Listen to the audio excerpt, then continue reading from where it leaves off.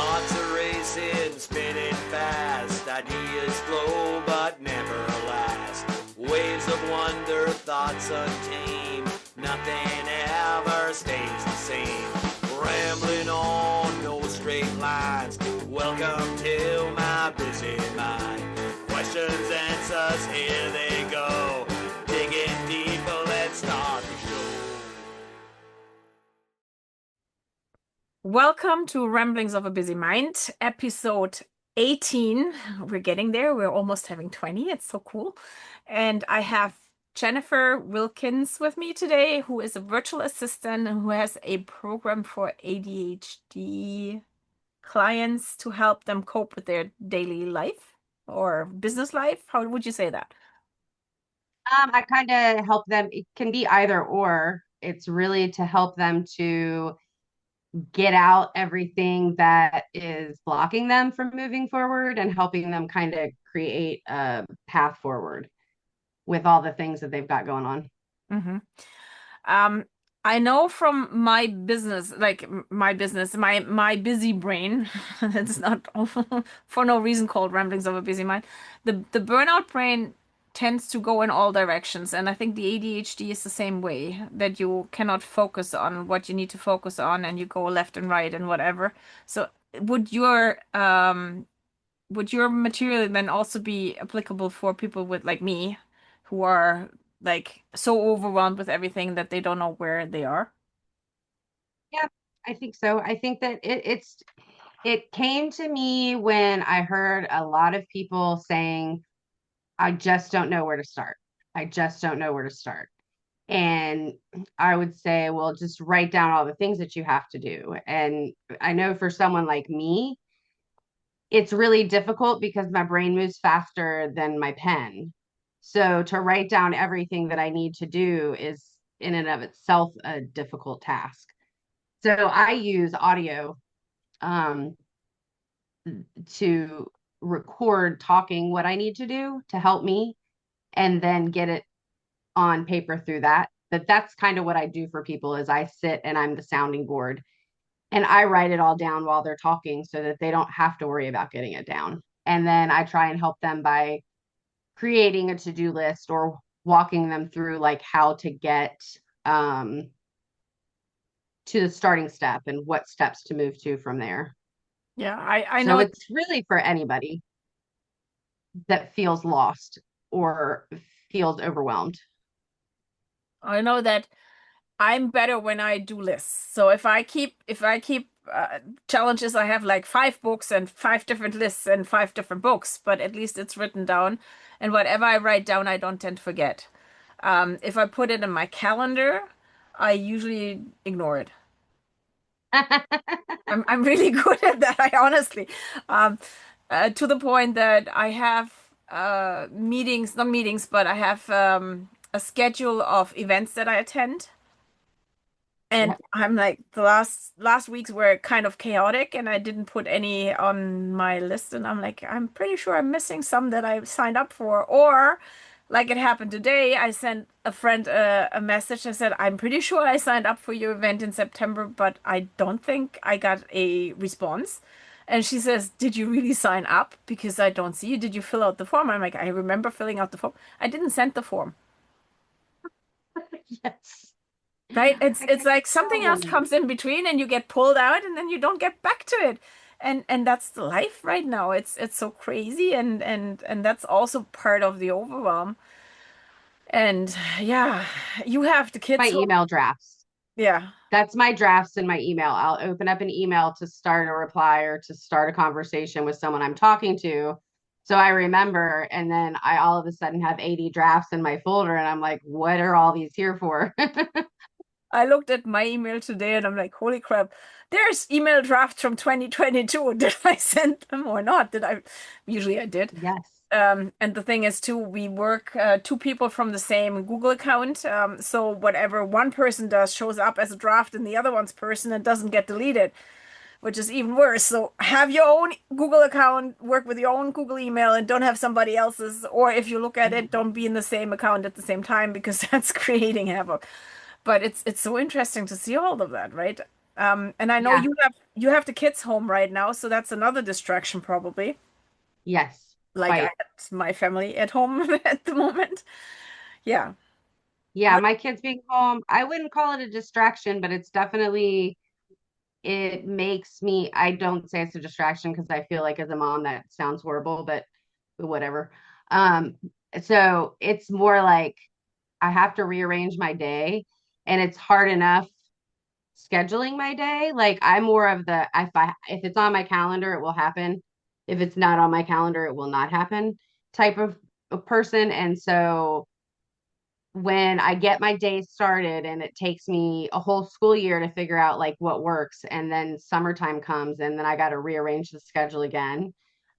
So I'm in the process of like trying not to change anything right now because school's about to start again. So my schedule is going to be completely different in about 3 weeks. That is where my chaos comes, is Can you dedicating time, can you preempt planning that? vacations. Can you preempt that so you have like a summer schedule and a school schedule?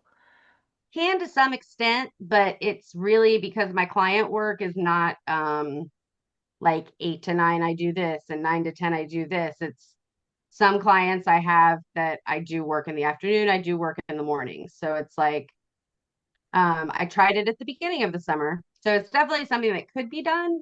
I am not super great at scheduling myself. I do a much better job of scheduling other people um than my own self. So yeah, it's It's not. definitely something I'm going for this go round. I found with the woman we were talking about a little bit ago, she did a course on Gemini, and she did a course on planning your schedule with Gemini. So I'm playing around with that right now. And I'm actually creating a freebie type thing of how to set a schedule, how to make a schedule with Gemini. Um, and I'm basically listing everything that I can possibly think of that has to be done with myself, my kids, my husband, plants, walking, dishes, laundry, everything that I can think of, and throwing it in there. And then once I get the school schedule, I'll throw that in there, pickup schedule, throw that in there, and it will help to organize the things I have to do in the open times. Mhm. Um, so I'm hoping that this tool will get me to where I'm able to have a more structured day um, with the changes that are coming up. Yeah. So the person you're talking about is Adrienne Farrow, is that correct? Yes. Yes. And Yeah. she's a Google specialist for people who don't know what Gemini is, because not everybody is Google verse. So yeah, I use a lot ChatGPT for my stuff just to brainstorm and to get me to a point where I can like get things off started and then I work on my own. But the fun part in that is that one of our network members, Therese Ofstrom, I don't know if I say that correctly. She put the tip out to use ChatGPT as your voice recorder. So you leave your voicemail at ChatGPT and tell ChatGPT at the end of the week to send you a summary of what you left in there, which you could do with the like with your I use calendar and drawers and whatever too. And I'd never thought about that, but I use it for my studies as I just signed up for the PhD, to like any ideas that come in, put it in there so it's saved somewhere, and then in the end you can tell ChatGPT, please give me a summary of whatever I put in, right? Yep. I use chat for some other things. I started using this tool called Letterly. I got it off of AppSumo, and it is an audio app on your phone, and you can pretty much do the same thing. Um, and I like doing that. I like being able to talk to things. Mm-hmm. But the reason I use Gemini now for the scheduling thing only is because you can attach it to your Google Calendar, and it will schedule it on your Google Calendar for you from Gemini. Cool. So it saves that step. Yeah, it's a bit, when you look at like 2 years ago, 3 years ago, AI started to be somewhat known, and where are we today? Like I remember back at times where we started with emailing, and that was in 98 when I was living in Mississauga, and my mom was on the company email because she was working for the same company in Germany that I was doing my internship with in Canada, and it was easier to send her an email and get a reply back within half a day or a day instead of Yes. instantly. Like it's so, I feel old right now. But it's so Oh, interesting. I'm right there with you. I still use the card catalog. I remember when they changed the card catalog over to an actual like DOS system to search the library books. Yeah, it was crazy. My first email was in 96 when I started college, and it was just like I had no clue what I was doing. Yeah, it's insane because we And use it. I use it every day it's going in some faster and faster and capacity. faster. And Yeah. I, sometimes I feel like I don't know how I can cope with that. Especially then you tend to sign up to more emails, so creating more chaos for yourself. But like me, I have Napolo AMD, which is my main company, and then I have the business name Turn Up the Frequency. So I have two separate emails on each account, and I have a private email. And then all of that comes together, and I'm like, 200 emails later, where am I today? Yes. I wish somebody would take my emails and just throw it out and throw out whatever gets. And that's what virtual assistants are good for. Yeah. That's exactly what virtual assistants are good for. Email, sorting out your email and getting to you what's important, getting to you, getting the trash out, finding out what really you want, helping to filter out stuff so it goes to, um, I have one client that I just put her tag on and it goes to her folder. So when she needs to see it, it's there. Mm. Um, like simple things like that. But that's a perfect example of something a virtual assistant can do for really any business owner because email is a pain in the behind for everybody. Yep. Even if you're not a business owner, just personal email can become And overwhelming. the thing is, right now, there's so many interesting things that we sign up for, that we like shows, presentations, and where we attend, and everybody wants your email, and you don't want to miss out. And then afterwards, you sit there and you look like, what did that person mean? What is that? Like, I don't know, right? Um, it's overwhelming, It is, it's very, right? but And I that's what I found with systems. Like I'm not perfect at any of this stuff at the moment, but like I'm just slowly, yeah, I'm using a lot of Adrian's stuff to create systems to where I start when like right now there's the ADHD summit going on with Claire Panesia, and she has a bunch of different people, and so every presentation that I see that I really like, I put into um, a Google sheet that's on my dashboard so that I have that list of these are the actual presentations I want. And if it doesn't make it on that list, then it's I don't need to pay attention to it in my email. But that's where I'm like slowly learning how to build those systems so that it becomes less overwhelming. Um, but it's like I've got at least like 20 folders of just individual people who I've signed up for their freebie or signed up for their course or signed up for some presentation that they've done, and it's like who has time to do all this? It's information overload. and work. Yeah, it really is. And Yeah, then you've got to learn all this new technology along with it. So it's like where do you it's all just and I think that's what creates the burnout for me. It gets me to that point where I'm just like I need to just take a break because I I don't know where to go forward, you know? I know that that's the biggest thing for me right now. Reorganizing the company, I need the knowledge, but I'm just one person. Yep. On the other hand, there's not enough income right now to hire somebody full time other than my part-time helpers that I have right now, and I don't want to let my girls go. But what knowledge I acquire, they don't have. So I Yeah. have to train them. So I go from the learner to the doer to the trainer at the same time, and it's like juggling five balls instead of one. Hmm. So I tend then to, if it's really getting too much to me, I just step away from the computer. I let it go. I'm not fighting with anybody about anything.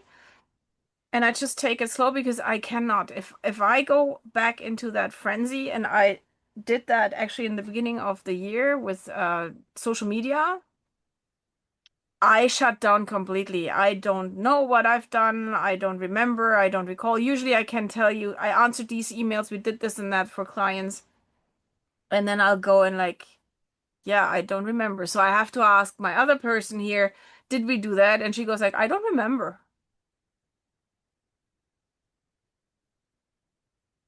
It's so frustrating. Like it's Yeah.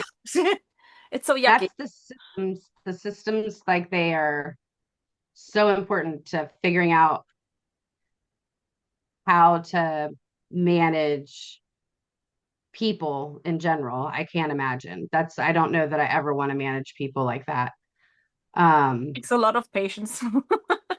it does, and it takes a lot of extra, like you said, like you're learning the information, you're doing it, then you have to present it and just figuring out that flow, how to get from the learning to the presenting to the people that need it. Like that's, but I love how you said, like, you just stop. Like, I think a lot of people don't do that. I think a lot of people think that you just got to keep pushing. Like, if It's you not healthy. stop, you're It not going to get anywhere. And that rest and relaxation of getting your mind into a good place before you start again is so important. the other part is sure a assistant here right now helps me to fend off having to deal with small stuff with my clients. So the existing company, right? Which is we do admin stuff for other companies whose owners are not Canadian. Sometimes very rewarding, sometimes very frustrating because you have people who come from Germany who think about a certain thing in a certain way, and you have to really try to incorporate that it's not the way they think. It's Yeah. not working what they like they say, but in Germany it's like that. No, it's not Germany. You're not in Germany, you have to deal with Canada. Period. So that part can be very challenging. On the other hand, very rewarding if they are working with you. Um, I'd rather, honestly, these today, I would rather go and start completely from scratch instead of having to refocus from one business to the other. Then, because that back and forth between those two is what's creating the next issue. Because I'm trying to build up something here, but I'm not creating enough income because I cannot focus enough on the other side, right? Learning curve. Yeah. That's where I'm not, that's the difficult part, adding the extra, because like I do the assistant stuff with companies, and then the brain dumping or the helping people with managing the craziness in their head, like that's a totally separate organism. Yeah. And so like I just recently spoke with a woman, and I wasn't able to perform the way that I wanted to perform because I've got so much going on over here. And so I get that. It's like meshing the two together and making them part of the same thing has been really difficult for me. So and I've been so stressed out about it, and I put it on hold for a while, um, and picked it back up again. And that's what I tend to do, is just kind of drop it off, work with people that I've already worked with, and then pick back up um, once the stress goes away. But like just life things coming up makes it difficult too. But yeah, so what are you planning on doing? Like, are you planning on merging the two together, No, or do they do that? well, no, I don't. I keep as I lost more of the companies that we took care of, and we just have, or mainly private clients right now, that are not as time intensive as everything else. We keep them going. And the only thing is they don't bring enough money in. Hmm. That's short of it. On the other hand, the burnout work is dear to my heart because I've lived it and I'm still living it. So I can be a sounding board for others. As you said yourself, it's easier to deal with others than it's to deal with your own stuff, right? But sometimes you just need somebody to listen to you who has the same perspective, who knows it, who's been there, who can say, okay, stop, think otherwise, turn around. And I wish in the 25 years of burnout that I have been living with it, I wish I would have had people to do the same with me that I do with others. So I'm offering now mentoring sessions where people can come in and can have a discussion about what they need, where they are. And sometimes it's just about talking the frustration and then having somebody point out, oh, but it's not really as bad. How about you turn it this way and then focus on that? I have a client right now who is with me, and we got her out of. She's pretty good. She has a while. She's worked with me before. She just joined the mentoring program. So she has already a lot of tools at hand, and she knows basically what she does, but she needs the confirmation that she does right. Yeah. And somebody who's not living in burnout, somebody who's not dealing with it and not recovering, or I say burnout is something, if you're as deep as I was, you're not gonna get out at all completely. I don't see that happening. I can cope with it. I can live with it. I Mhm. can diminish the repercussions, whatever happens. And if I go into stress phase, I usually do it with an open eye. Um, but not having somebody who understands that, who says, "Oh yeah, it's just mental, don't be like that," and blah blah blah blah blah, those things don't help, right? Yeah. Yeah. And I was talking to a buddy about that. And a lot of it for ADHD, for having ADHD, and that in of itself creates burnout for me because I get so much of the, well, you just need to try harder, or you just need to be more patient with yourself, or you just need to, um, do it this way. And it's like, as many times as I've tried it that way, I know that it doesn't work. So it becomes very frustrating building a business when your brain does not want to work alongside of you, it feels like a lot of times. And I have to stop so much. And it's gotten a lot better over the years because, like you said, like you learn coping mechanisms, you learn how to structure your day around um, the problem, but it still creates a desire to leave, a desire to stop doing what you're doing. well, And but then again, I don't want to because I love what I do. I taught for 10 years. I don't teach anymore, but I feel like in some capacity, like I do teach with my clients. Like I help them through, being the listener, helping them to find solutions, and then being there to take work on that they don't want to take on. And it's like helping people in that capacity, but it still gets really, really overwhelming. one part is to realize that you can't do everything yourself. That's one of the biggest Mhm. parts, and then to prioritize what is really important right now and what is not.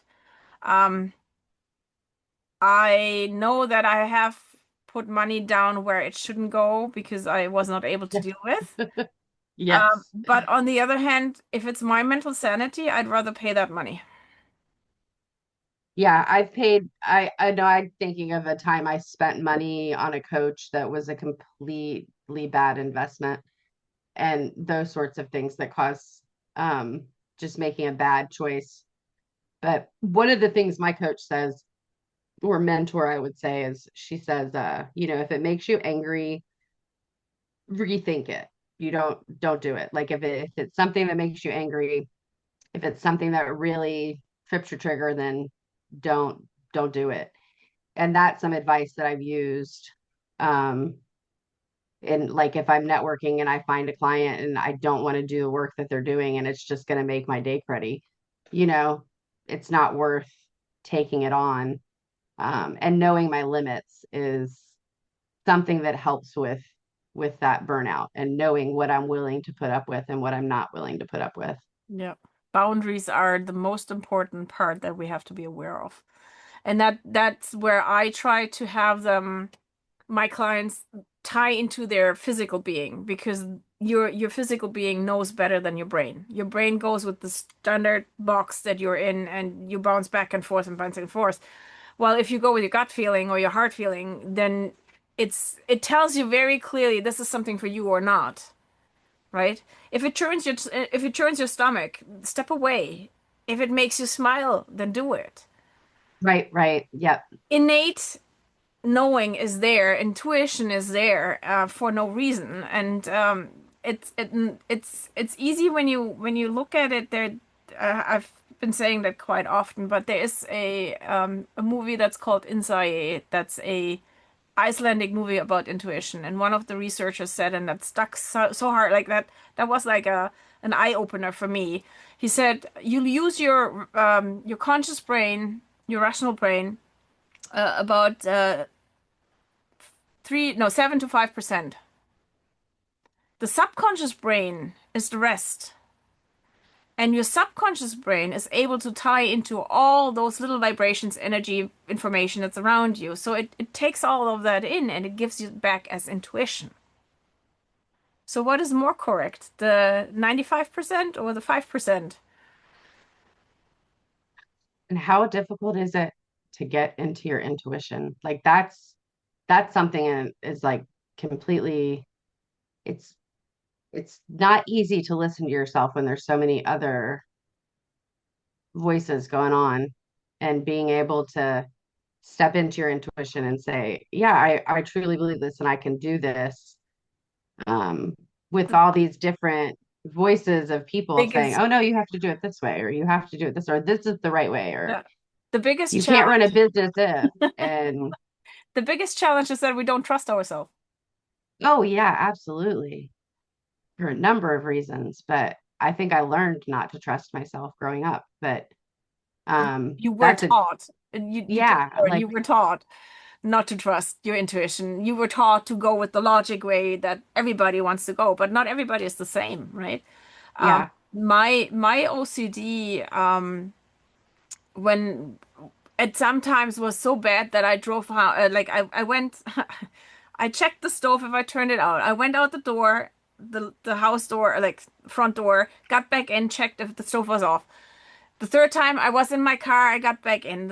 The next time I went down to the driveway and I came back and I checked, and then I went 25 kilometers and had to turn around and check again. 5 times just to check if the stove was off. That was actually off 5 times. And Choose to then believe yourself. I That is, learned I wow. learned to ask my body if I done it because my body remembers. My brain doesn't. So I'm using my ring finger. Most people use their pointer finger or do this. So Hmm. it used to be called muscle testing. We in Canada now call it muscle monitoring. You're looking for or muscle biofeedback. You're looking for an energetic shift. So you ask your body to show you with release. In my case, did I do it? So if it stays strong, if it doesn't move, then I didn't do it. But my question is, show me with release. Did I do? Then it will go down. I will not be able to keep that finger up. Oh wow, that's really cool. And that gave me peace of mind because finally I have a tool where I can ask some part of me that knows what I've done because I've done the physical movement of turning off, and I don't ask my brain who doesn't realize that. Right. And that's the disconnect that I see in people, and that where I try to get my clients or my students or whatever to realize that you have so much knowledge in you because your body registers everything you do. Your body knows, your body remembers everything. Your brain doesn't. Yeah. There's a really good book, I have not finished it, called The Body Keeps the Score, Hmm. that talks a lot about that. And it's I need to finish it because it talks a lot about the traumas that we have, and Yeah. grew up, like you said, that are taught or that are done to us. One single word can create a block in you that you're not moving forward. One single word from somebody, and it must not even be done in a harmful way. It's just somebody says something while you're doing something, and that sticks with you, and you will not be able to go over that until you release that emotion stuck with you. Yeah, I have one of those from when I was a little kid that I remember that was not a nice thing another kid said to me. It was not nice, but it has taken years to be able to recognize that, oh, that was a 5-year-old. That was absolutely insane for me to be thinking of in this brain now as an adult. Um, just thinking back on that, um, that transformed a lot of my thinking growing up. Did It you release that? produced, I don't know that I've ever fully released it. I really don't. I don't think that I've ever intentionally, I've worked on things that have helped me to recognize it as not a truth. Um, but it's something that I still talk about. So it's not something that's gone away. You know what I mean? It's something that's there. In my work, when I have people one-on-one working on mental health challenges, because I do PTSD work too. Um, I like to have them in my zero gravity chair, singing bowls underneath them and singing bowls on them, because you have a sonosomatic experience. So the sound provides a bubble where you're safe. It's a safe haven. There's nothing around there that's like outside of that sound bubble. Nothing is interesting for you because the singing bowls won't allow you to hold on to any thoughts. And then we start talking, and while we're talking, I tap the singing bowls. So they still have the physical, they're still in their physical being while they're talking their talk. And I only ask questions and see where the stressors are because working with sound so much, I can hear it in the voice. Where is your tie-in? And then that allows them to let go of things. And all of a sudden, you have a person and I've seen that with a psychologist in my first singing bowl training. She came in on Friday evening like this, not looking in your eyes. She wouldn't talk to anybody. She was very, very quiet. And she walked out on Sunday evening like this. Hi, bye, have a great night. Seeing those changes with so little Mhm. effort is so great. And that's why I love my work with the sound in person, but I know that there is need to do the work online too, to have people talking. And the way How do that you I do it work online? with the sound, I do remote sound. So we do talk before, and then I clear with the sound remotely, which means you're not really physically, or you're not actually present when I do it. So I send it to you energetically, and then you get the recording, and it will Okay. clear out quite a bit. And I know you have dabbled into or checked into the energy work. So, but the thing is, when I do sound online, the technology for me here is not functioning right. So people are constantly doubting. They're still in their head, and I want them in the body. I don't want them in their head. So we do Yeah, a talk first. We do a questionnaire. We do a talk. We see where you are, and then I work on you at a certain time when you're preferably asleep. And then I'll send you the recording of the sound and whatever notes I made that you can have then a tie into that. it's But really cool. the interesting part is really that we have so many tools at hand. Like even you, when you said with the 5-year-old kid, there is tools where you can hold your forehead and just talk to yourself as that child. You visualize while you're held. Those points here are called emotional stress. As it's called emotional stress release. It's neurovascular points that actually bring the blood flow to the front brain. So you're going out of fight or flight in your back brain into the rational thinking in your front. So what do you do when you write a test and you're stressed? How do you sit? Well, hunched up. I do. Right, right, Yeah, right. So you're holding naturally, that's a natural part for us when we're stressed to hold those points because it brings us out of the stress reaction into the rational oh, thinking. And if you have somebody who is completely over rationalizing and talking you to death, just put your hand back on the back of the neck and the blood flow will go there and they will not be able to finish the sentence. It's On the really back of their neck or your neck? there. Well, you can transfer if you're used to it, you can transfer it, but yeah, it's usually their head. With kids, you hold the front and the back to balance both sides, like front and back at the same time, and they're asleep pretty fast. That could be helpful. Yeah. Even for grown-ups. But yeah, that's one of the biggest tools that I use is ESR, so emotional stress release, and that's you're holding the forehead and you visualize that child in you and you talk to that child and you tell the child that it's okay.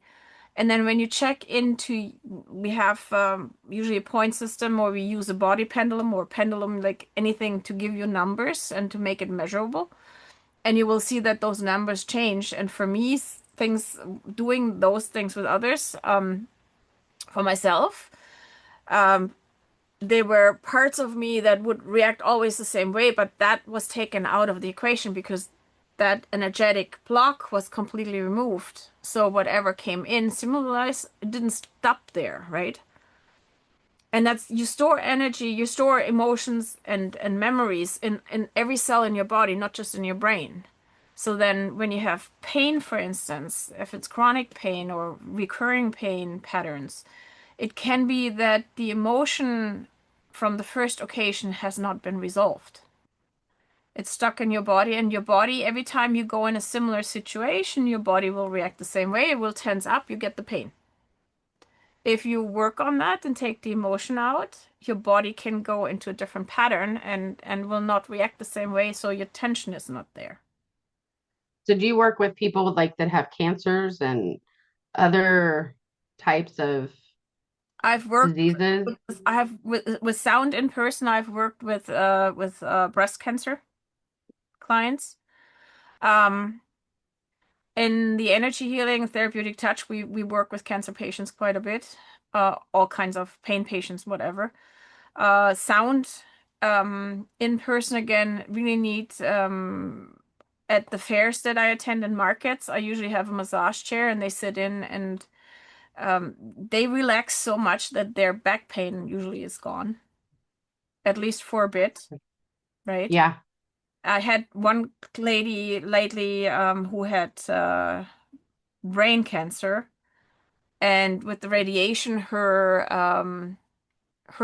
left side was paralyzed, which also meant her face was drooping because the muscles all were paralyzed.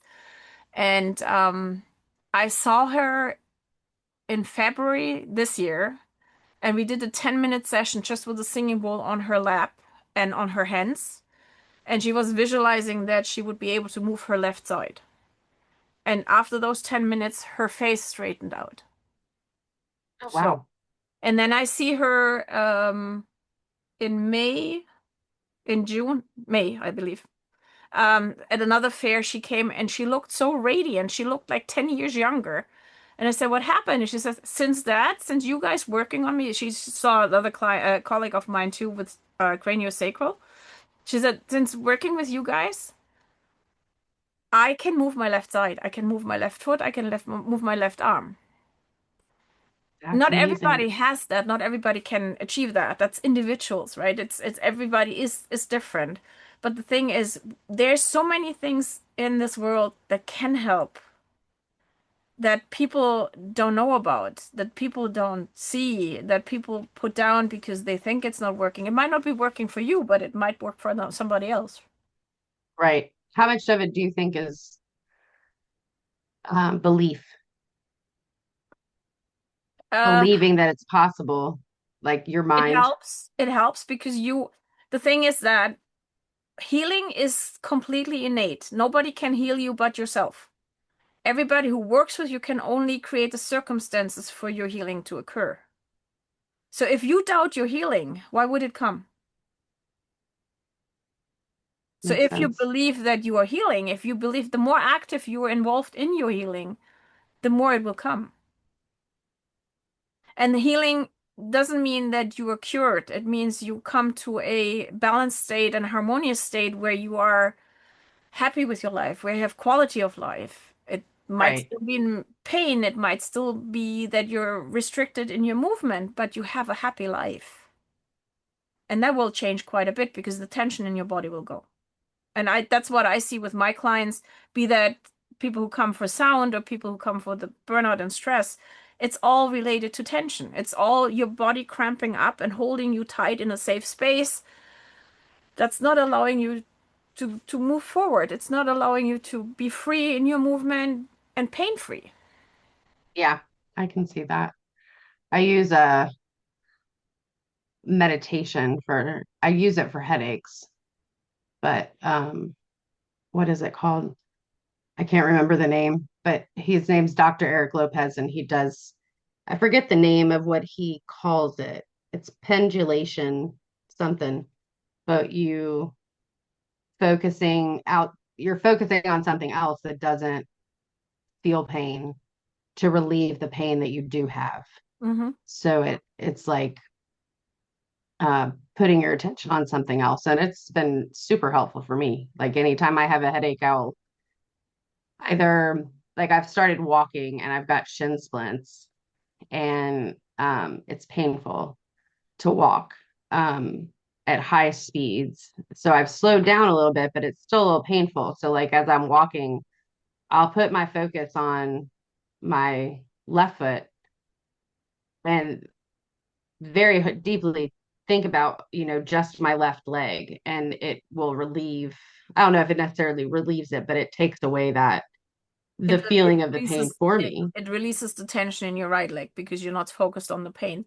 Yeah. For me, it's a little bit different. I acknowledge the pain and breathe through it, and then it usually goes away. And Okay. what I learned with my body, my tension, so I clench my teeth and then Hmm. I tighten up the muscles here, which will restrict the lymph flow. So I get lymph buildup in my head, and that's my headache. That doesn't release until I release the lymph flow. So these days when it's there, I just do this like I just work the lymph, and within 10 minutes I don't even need a painkiller anymore. Yeah. That's becoming more and more often with using it. And then it will dissipate. And then I get on with it. And then I no longer focus on it. So it doesn't, but breathing through it, I've never tried that before. I'm not a fan of pain. Neither am I. But I'm a fan of close your eyes and get through. So Yeah. my dentist always laughs because he says, oh my dental cleaners, they always go like, you're so funny. You open your mouth wider while everybody else clenches. I was like, yeah, the wider I open, the faster you're done. That's the thing. Get me through and be over Makes with, sense. right? That makes complete sense. Yeah. That's funny. So what's the next step for you? Um, well, my income goals is what I'm focusing on this year. So my next steps, what I've been working on and will continue to work on is just networking, um, finding people to collaborate with, finding people to help, finding people as referral partners.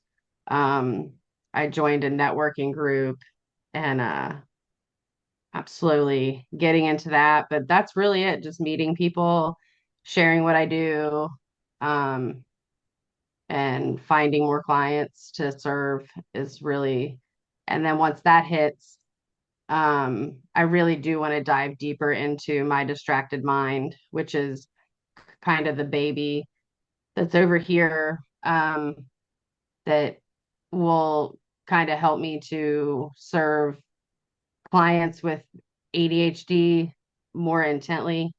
I've been studying on ADHD and how it presents in different people, different things that we suffer from as far as people with some sort of neurodivergency. And I want to be of service to that group of people Mhm. because um, I I've never liked the idea of normal versus abnormal or normal people versus, but I'm really finding that there is a huge difference because I found out I had ADHD when I was 42 And it made all of my world make sense Hmm. once I found out. And it was just like everything came to light and started making sense as to how I grew up and the things I struggled with. And so um, I want to be able to give back to people who struggle the same way I did and um, help them, find peace in the diagnosis and recognize that there's nothing wrong with us, and that we have a whole lot of um, things to give to the world, even though a lot of times we feel like we don't because our brain tells us different things, um, or makes things it's a little bit more difficult than an average person. So that's kind of where I'm headed.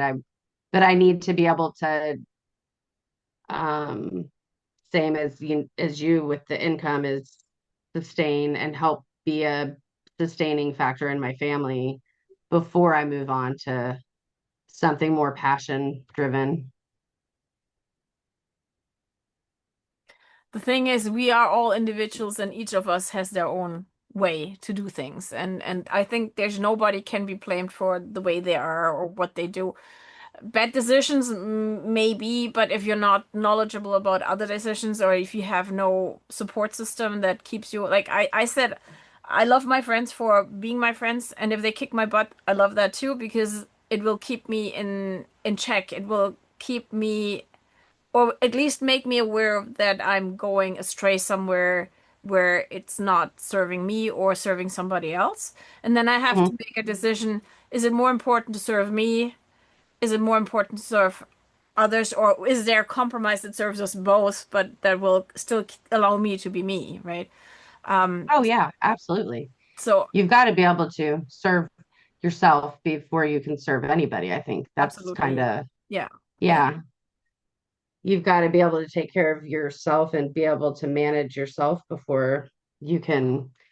um, but it's the community that you build, it's the network that you build, it's the what is it? It takes a village. I don't think that applies only to growing children. I think that It always applies to takes a village. everybody. It always Yeah. takes a village because only when we have the community, we have all the knowledge and the resources that we need.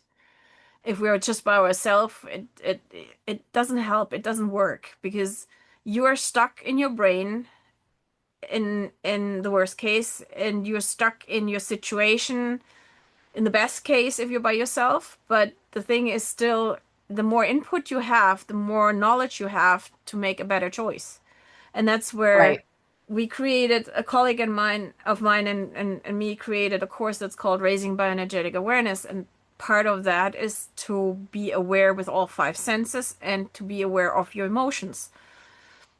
When you're aware of the energy that comes in through your five senses, when you learn to receive the energy that's around you, that's put forwards towards you, with your five senses, then you will all of a sudden realize that there's more energetic information at hand than you believe, and that will allow you to respond instead of react, because all of a Hmm. sudden you have that vastness of, and that's again tying into your intuition, learning to trust your intuition.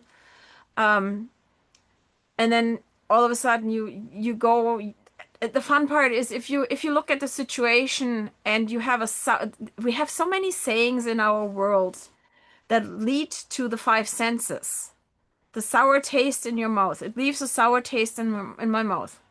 That's a typical sign that it's not working for you. Hmm. Anything that's energetically putting you in a situation that you don't like, that again doesn't make you smile, is wrong. It's Yeah. not, it's a sign of your body to tell you you're going in the wrong direction. You might want to step back, look at it, and approach it from a different angle, or step away from it completely. And we are so taught to be in our brain and be logical and not listen to that inner voice that's actually way more accurate. Yeah. Most definitely. Yeah. So we got an hour in. I can't That's believe awesome. it. I love having you here, and I'm waiting to see your freebie. I want to see that. I want to try that out, and I'm pretty sure we'll be more in touch and talking more and finding out more things where we can support each other. And Yeah, I would love that. if anybody needs a virtual assistant or feels drawn to you, they can feel free to reach out. I will post your information, your social media information, and where they can get a hold of you. Okay. And yeah, I'd love Even if you don't need a virtual assistant, if you just need, a sounding board. a soundboard, if you need an accountability buddy, if you need a co-working space, like I do a lot of different things, but I love co-working. I love connecting with people and finding ways to work with people. So it's not just about finding virtual assistant clients, it's building up a community of entrepreneurs that want support and need support and want to give support. Yeah, that's why I created the mentorship and I call it the Burnout Guide. That's why I don't run as a mentor per se or a coach. I call myself a guide because I'm here to assist you and I'm here to support you because I lived through it. And every time Right. you have somebody who lived through something, they have a story to tell, they have their experience to share. Does it work for you? Maybe not, but at least you heard my side, you heard my story, and you can maybe decide not to walk the same way. Right. Yeah. I love So it. thanks a lot, and I'll see you soon. And Yes. wish you the best. Thanks, Natasha. Thanks.